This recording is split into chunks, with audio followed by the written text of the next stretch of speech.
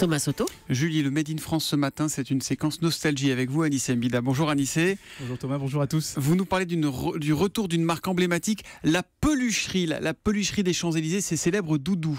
Oui, vous êtes ici, vous êtes tous des Parisiens, donc vous en souvenez certainement. La Pelucherie, c'était une boutique mythique. Moi, j'ai rêvé devant l'ours géant. La vitrine, 1,50 m l'ours. Ça faisait rêver les petits. Et je me souviens, on en faisait même gagner au juste prix à la Rue de la Fortune. Ah donc, bon c'est pour dire, c'était célèbre. Et pas seulement qu'à Paris.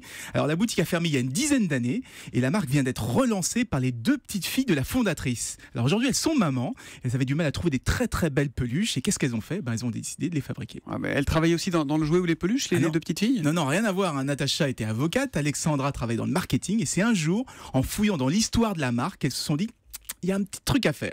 Donc elles ont retrouvé les ateliers qui travaillaient avec leur grand-mère. Par bonheur, ils avaient conservé les modèles, les plans et surtout le savoir-faire, parce que toutes ces peluches sont brodées, fabriquées, cousues à la main, et ça change énormément de toutes celles qui font fabriquer en Chine. Évidemment. Et ils reviennent sur les Champs-Élysées. Il va y avoir la pelucherie qui va revenir. C'était dans une galerie de mémoire. Qu'est-ce que j'ai pu lécher cette vitrine, mon Dieu. Exactement. Elles aimeraient bien venir chez les Champs-Élysées. Mais les Champs-Élysées, c'est la plus belle avenue du monde, mais c'est aussi la plus chère d'Europe, la troisième la plus chère du monde, 13 000 € le mètre carré de loyer. Et donc elle commence doucement. Ça n'a pas arrangé le prix de l'ours polaire, cette affaire.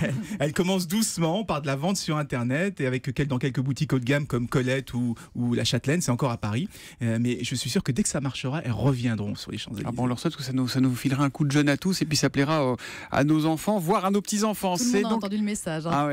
La-pelucherie.com, c'est ça le site pour aller commander. Une belle histoire de famille et c'est du Made in Paris.